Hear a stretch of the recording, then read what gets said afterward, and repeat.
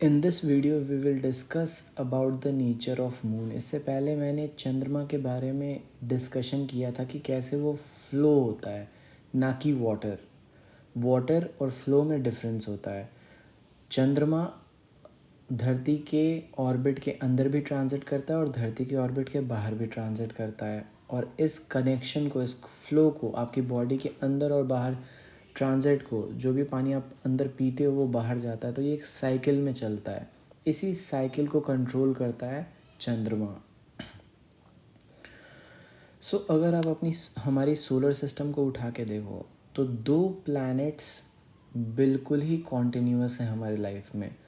पहला तो सन अपने प्लेस से कभी नहीं हिलता और सन के कारण कंटिन्यूटी बनी रहती है। और दूसरा मून जो है वो खुद मूव करता है कंटिन्यूअसली, स्टेबल नहीं रहता। There is a difference. सूर्य एक जगह टिका रहता है और चंद्रमा मूव करता है, लेकिन दोनों कंटिन्यूअसली मूव करते हैं, अपने प्रोसेसेस में कंटिन्यूअस हैं, unlike the rest of the planets जिनकी दूरी हमारे पृथ्वी से कभी पास होती है, कभी दूर होती है, रेट्रोग्रेड होते हैं। तो सारे प्लैनेट्स रेट्रोग्रेड होते हैं एक्सेप्ट सन एंड मून। तो सन जो है वो फिक्स्ड जगह पे है और कंटिन्यूटी को मेंटेन करता है। सन के कारण हमारे अर्थ पे सारी चीज़ें मूव करती हैं, कंटिन्यू करती हैं, बट उस कंटिन्यूटी को मेंटेन कौन करता है? तो मून। चंद्रमा खुद कंटिन्यूअसली 24 आवर्स मूव करता रहता है। अर्थ अपने एक्सेस पे रोटेट करता है, रिवॉल्व करता है, वो एक डिफरेंट चीज़ है।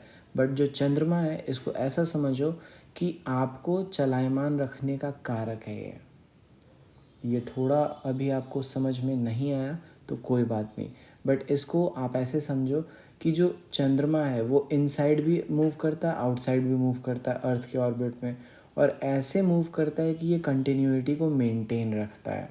तो अर्थ पे जो फ्लो चल रहा है, इस फ्लो की कंटिन्यूटी को मेंटेन रखने वाला है मून। आपकी बॉडी में जो भी कंटिन्यूटी मेंटेन्ड है, जो आपकी लाइफ है, लाइफ फोर्स है, इसको जो मेंटेन रखता है, इसको कहते हैं मून। तो चंद्रमा को समझने का ये दूसरा पहला तरीका तो था कि वो इनसाइड भी फ्लो करता है, आउटसाइड भी फ्लो करता है, अर्थ के ऑर्बिट के अंदर भी आता है, अर्थ के ऑर्बिट के बाहर भी जाता है, जिसका मतलब है कि चंद्रमा जो है वो आपकी बॉडी के अंदर चल रहे प्रोसेसेस को और जो बाहर चल रहा है इस साइकिल को कंट्रोल करता है। फूड जो खाना खाते हो तो वो एक साइकिल में आपके बॉडी में फ्लो इन कर रहा है और फ्लो आउट कर रहा है। आप पानी पी रहे हो, फ्लो इन कर रहा है, फ्लो आउट कर रहा है। जो टेम्परेचर वेरी करता है तो वो टेम्परेचर भी आपकी बॉडी में एक साइकिल में फ्लो इन फ्लो आउट करता है। स्लीपिंग साइकिल्स होती हैं हमारे बॉडी के नेचुरल साइकिल को मेंटेन करने का कारक मून है। जो मून है, अब दूसरी जो इस वीडियो की जो मेन थीम है वो है कंटिन्यूटी। अर्थ आपको मून की कंटिन्यूटी समझने के लिए सन को समझना पड़ेगा। सन जो है अपनी जगह पे फिक्स्ड है, हम सन के हिसाब से मूव करते हैं और मून हमारे हिसाब से मूव करता है। अल्टीमेट अथॉरिटी सन की है, सूर्य के हिसाब से धरती घूम रही है। तो जो भी चीज़ें चल रही हैं अर्थ पे, जिनका फाउंडेशन स्ट्रॉन्ग है, जैसे हमारी बॉडी में जो स्केलेटन है दैट इज़ सन। आँख है 5 इंद्रियों में तो दैट इज़ सन। लेकिन हमारी स्केलेटन के अराउंड जो भी मूव कर रहा है दैट इज़ मून।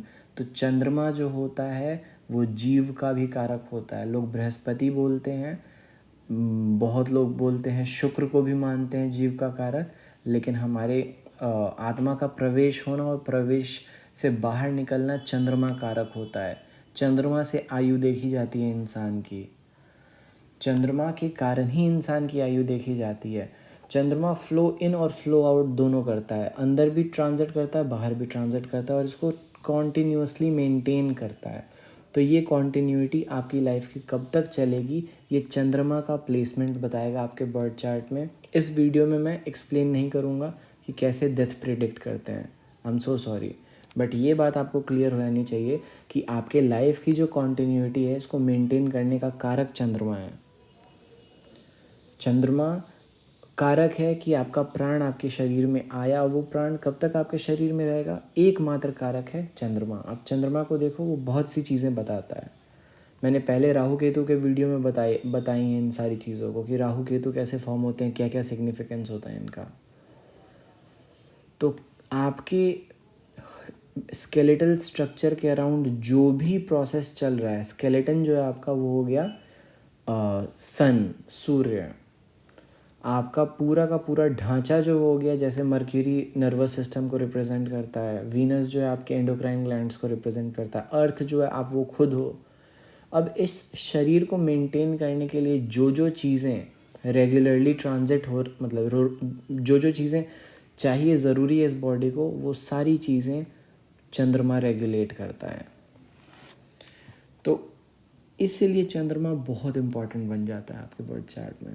चंद्रमा के बारे में मैं जितनी बातें कहूँ कम है, लेकिन ये जो वीडियोस हैं ये सिर्फ समझाने के पर्सपेक्टिव से मैं बना रहा हूँ। अभी प्रिडिक्टिव टेक्निक्स कुछ भी नहीं बताऊँगा, आप चंद्रमा समझ लो, फिर मैं प्रिडिक्टिव टेक्निक्स बताऊँगा चंद्रमा से। चंद्रमा का एक और जो उदाहरण मैं दे सकता हूँ आपको, वो ये है कि कृष्ण भगवान से जब पूछा था पांडवों ने कि बताओ कलयुग कैसा होगा, तो कृष्ण भगवान ने कहे थे कि फल में रस कम हो जाएंगे, इंसान की आयु कम हो जाएगी और इंसान का हाइट छोटा हो जाएगा। ये सारा का सारा चंद्रमा के कारण। क्यों हाइट छोटा होना, क्यों एज कम होना, क्यों और फल में रस होना कम होना, क्यों?